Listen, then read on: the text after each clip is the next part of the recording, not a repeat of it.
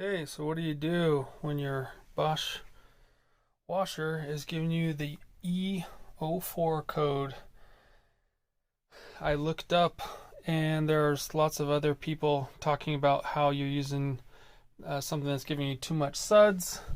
I don't think that's the case. I'm just using the flings there, or pods. We've used lots of different pods and they all have worked fine, but lately we've been getting this error.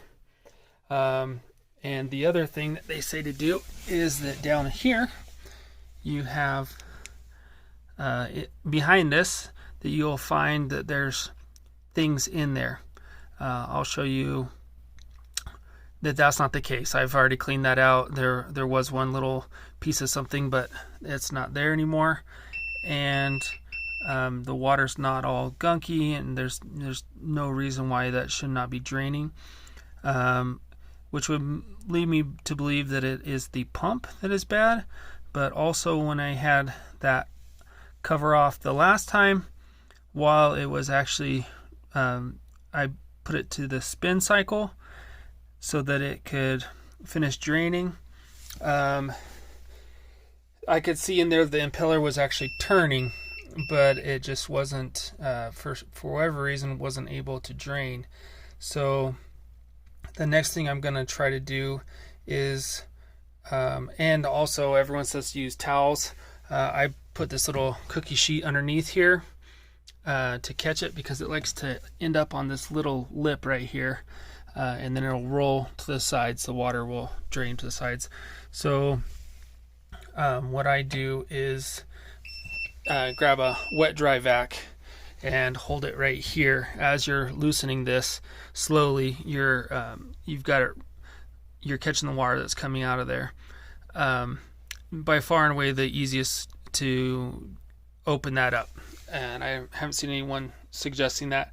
But what I'm going to do this time, since I know that this is free of any debris and that the pump is working, for whatever reason it's not actually evacuating the water from there, and again, to test that, I vacuumed out the water here, opened this slowly and vacuumed the water out as it was coming, and then put it over here to the spin and hit start, and was watching the impeller turn inside there, so that I know that the pump is presumably okay, unless the impeller is just spinning on the shaft when there's liquid in there, because there's no way of knowing when there's water in there, because the only way to open that is to drain the water through the use of the shop vac. What I'm going to do this time, and I think it will work, if everything can drain from the barrel to this inside of this housing, and the pump is working just fine, which is my assumption, then it would come down to the tube that comes off of the pump right here, the white one right there with the corrugations. I have a suspicion that wherever that leads to could have a blockage, and eventually that is what makes it up to here to drain.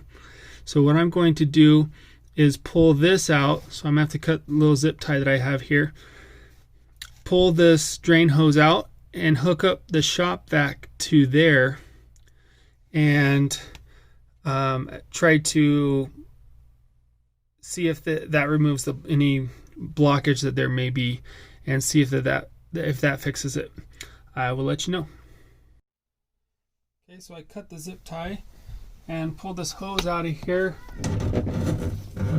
I apologize, this is pretty gross. So this is what we're seeing here, is that it's got quite a bit of grime. It's really gross. So what I'm going to do is try to clean this out, and that could be the blockage right there. You see that just by doing that, it just pushed it in there further. So I'm going to get something longer to be able to clean that out of there. Okay, so you see I cleaned that up quite a bit. Still not perfect, but also I noticed that this U-shaped bracket was not set up correctly. I think that there was way too much hose going down the drain spout, so I changed it just by popping it out, sliding it, and popping it back in. So normally I would just put it down in there and then restart the cycle, but since I have the shop vac here already and I'm curious if there are any blockages, I'm going to turn that on. It is going to be loud, so can you hold that real quick for me? Let me turn on the shop vac.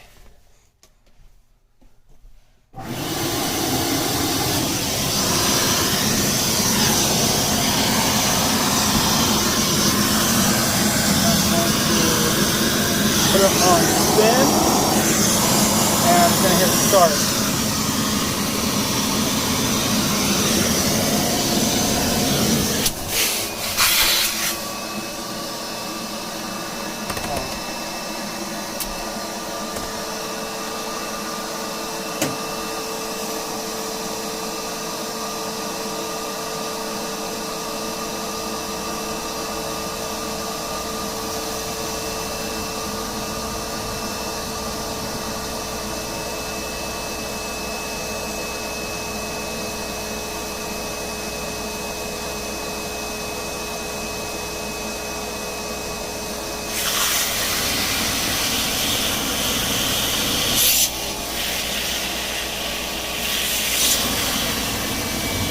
So there's some water coming out.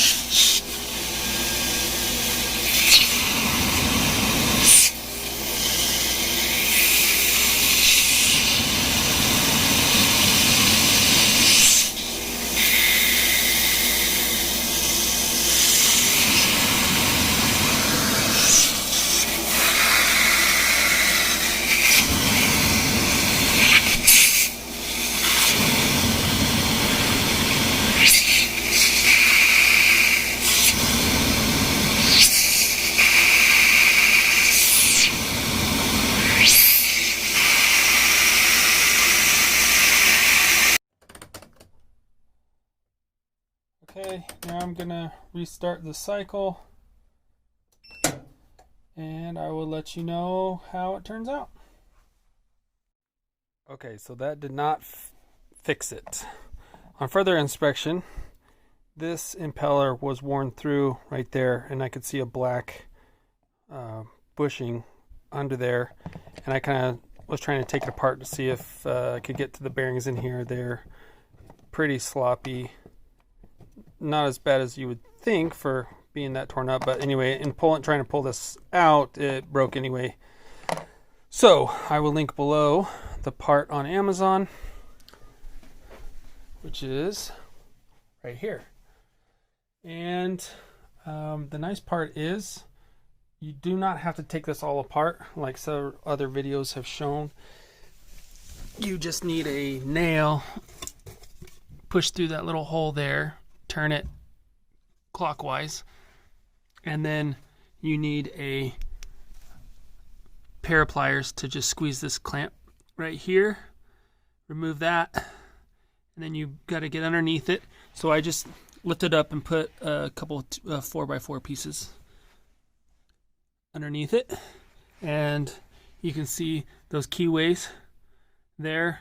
You push up on a little tab and slide it back, and then this white hose, and then the power connector, which is back here, just pulls out. So I will show you replacing that, but you can do it all through this hole. You don't have to take all these screws out on the sides and take this panel all off or take the back all off. There's a whole bunch of screws. You don't have to do that. It all fits through this hole. It's just not super convenient because it's tight quarters, and to get the actual part out, you have to finagle it One thing that people noted was that this hose is not on the original one, but that is nice because then you can drain it through this without having to open the part there. So that is a benefit. But anyway, I will be back. Okay, there it is. It will fit through that hole. You might have to twist it a certain way to get it through there. And these edges are very sharp. You can see you'll be cut and not even know it. But there's the connector for the power. That's the first thing we're going to put on. And that can only go on one way. There it goes, click. Okay, and then these are the little rubber feet. They go down in these little keyways right here. And don't know if I can do this with one hand though.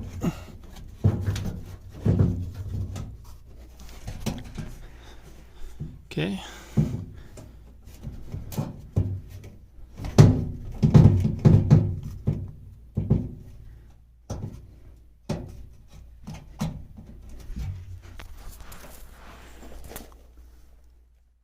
All 4 of them in there. Oh geez, bleeding. And then, so really the only tool you need is a pair of pliers to squeeze that. And it definitely helps to get the pliers all the way back in here instead of trying to do it with the handles out here. And then I'll put the little hose in there. Go from there. So you definitely want to get a rag or old t-shirt or something to line this area with, and don't put those rubber feet in first. It'll make it a lot easier to hook up that hose there. So you want to slide the clamp up the rubber hose as far as you can, and then fit it on there. That little tab right there on the top fits in a little groove in the top of that rubber hose. So you want to get that all the way seated up there before you slide the clamp over on it to seal it. So I'm gonna do that now. Okay. So you can see a little groove right there. I'm gonna stick this flashlight in here so that it's got a magnet. So you see the groove and the little notch that's in the rubber hose, and then put the clamp in the same grooves that it was in, so it's fully seated.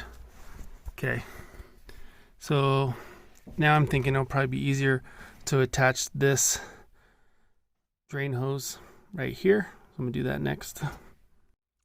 Okay, got that seated in there. So you want that little tab that's on the hose to fit down in this groove. It's not like it snaps or something. You kind of have to just push it and twist it and push it and twist it back and forth until it seats down in there. So everything is connected to this, and I'm guessing it would run just fine like this, but obviously we want to put the feet in here. So slide it into place.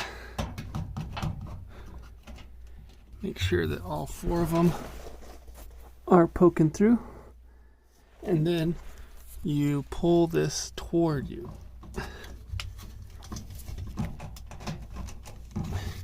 Until all of the little rubber tabs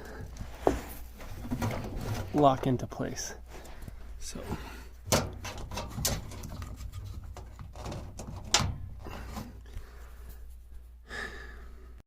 okay, there it is. Pulled forward, locked in place. I put the little drain hose up here so it would be higher than this bell housing in case there is any kind of leak or anything. And then speaking of that, before you put this on, make sure that you're running a cycle that you don't have any drips or leaks anywhere, because you don't want to find that out the hard way much later down the road. So I'm going to do that. There you have it. No leaks, So $53 from Amazon, and the cost of a Band-Aid. Finally stopped bleeding. Sometimes the smallest cuts bleed the most for some reason, but hope that helps someone else. See you guys.